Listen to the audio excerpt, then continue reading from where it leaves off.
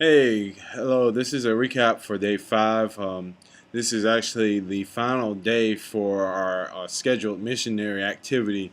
However, we are still be here for Saturday, and then we leave out on Sunday, where we'll be free to do things not necessarily scheduled by the Cary Church of God, but potentially follow up from some of our previous missionary activities. So I wanted to share with you some of the things that we experienced as we got to university on Friday. Unfortunately, as I got there with my team, I was not able to get into a English class as we had anticipated. I think Friday is a little bit of an off day because the university students come in typically or have working schedules on Monday, Wednesday, and Friday, but I think most of the common classes are conducted on Monday and Wednesday, and then Tuesdays and Thursdays, and then Fridays. I think there may be like an abbreviated schedule. So there wasn't I guess an opportunity for me to get into a classroom, but I was able to follow up with a student assistant that I met in one of the classrooms previously, and he actually turned out to be an American who is Puerto Rican and from New York, but is here in Ecuador. So we had been talking and sharing, and I actually had an opportunity to at least get into my background in terms of where I stood in terms of my faith, in terms of who we were as a missionary group, and had a pretty lengthy conversation. We also had some of our other team members actually get into a little bit of a musical performance, unfortunately, that I missed because of the conversation I was having with this other person. But from what I've been told, there was some Bob Dylan being played. I'm not sure, but I think we were promised actually the dean of the college that we've been actually invited to go to was actually going to come down and actually play guitar. I think either him or his brother-in-law.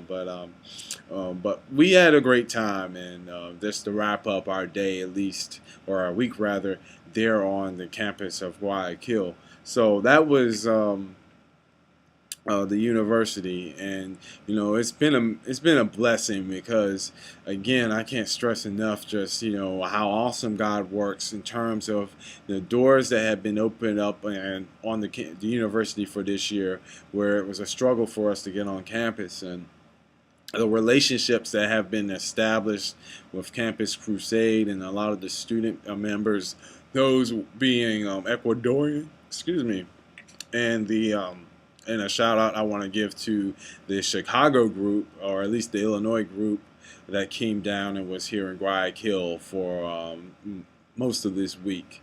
So we had, of course, our crusade later that evening, and well, prior to the crusade, all week our travels had been covered by the same taxi driver, which was something different for the university team this year, because in previous years we've always had to come out of our own pocket to catch cabs from our hotel that we stay in to the university. Most of the other teams actually have buses because there are actually larger teams, and it's actually economical for the Cary Church of God to actually provide for the buses. But this year, at least, our taxi cab fare was actually being covered by the church through our monies given for the trip, and as interesting as God works, our taxi driver was actually a believer, and also someone who had gone to seminary and was a young preacher, and also a family man. He had invited us earlier in the week to come to his home and to eat a lunch with him and his family. And this would be the first time, other than being able to visit at least a small cafe of one of my friends whose family serves awesome food. I always get bologna for breakfast there, but this family actually invited us for a home cooked meal, me and the rest of the entire university team. And you want to talk about loving and just kind. It was awesome to be amongst them, to have freshly squeezed orange juice. I don't think I've tasted that fresh, that great I don't think ever. So the oranges that they grow here in Ecuador is a little bit different from what we get in America. The dish that we had was rice and fish and some type of I believe a special fish sauce with plantains. And I'm blanking on the name of the dish. It actually has a name, but I didn't even realize it was fish until someone had pointed it out, and I actually looked at my plate and could see the flakes of fish. And so, but no, I mean, in terms of the fellowship that we had with that family, they were inviting nature. The care that our brother in Christ, had given us, and to make sure that we got safely to the university each day and safely back to our hotel. God is awesome, and and we definitely all enjoyed our time. This would be the week that, or at least the week of all the weeks I've come here to Guayaquil, where I've had an opportunity to eat the most home cooked meals, and it's great to eat here at the hotel, but it's not the same as being able to be invited to somebody's home to eat with them and their family. So, I want to definitely give a shout out to our driver, Byron, and I definitely want to encourage him in his ministry, and encourage him also with the great family man that he is, and encourage just another brother in Christ. So now we also had our first crusade, which each year we do mission work out here in the field here in Guayaquil, and then it leads up to a Friday and Saturday night crusade. And we got there, I rode out on the last bus from the hotel, and immediately the enemy was at work as soon as we set foot there. Thankfully, my brothers and sisters in Christ saw things that I was not attentive to, honestly. My sister Stacy immediately called out, a young woman who was going around kicking and screaming and yelling at people, hitting our missionaries. And in fact, one, she pulled off her bra and covered the face of, the pastor's wife, and she messed up. She went straight into the middle of the choir. And you want to talk about people who are in prayer?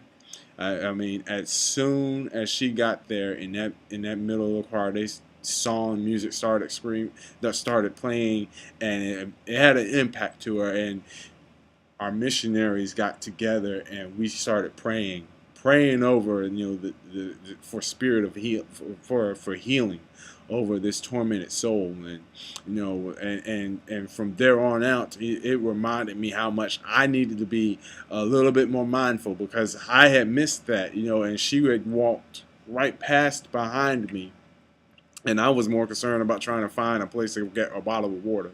And from there on out, for the rest of the evening, I just, lifted a prayer to God just to, give me a spirit of discernment to, because as we go out to crusades, I'm generally operating in the role of armor bearer for our missionaries, praying over them as they're praying over others, and just keeping mindful of our youth as well as our adults, just to ensure that we're not taken back by anything. Because whether it's in Ecuador, whether it's here in the United States, or wherever we are, we still gotta be prayed up. We still have to be prepared for whatever comes our way. And power of prayer can change things.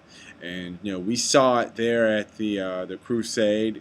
We did, I thank God for the message that was brought forth by Pastor Dow, because he also confirmed some things that I had been speaking to for for most of the week, as he came out of John and the story of Jesus speaking to Nicodemus.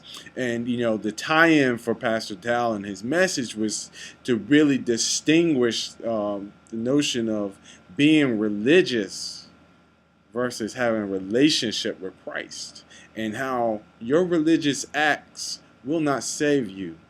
It's only through the healing power, the saving power of Christ that really can save you. And it was an awesome message as Pastor Dow preached. And we also had an opportunity to go to the front and pray for various people who I'm pretty sure many also were brought to Christ in the message. So there were some prayers that were definitely answered.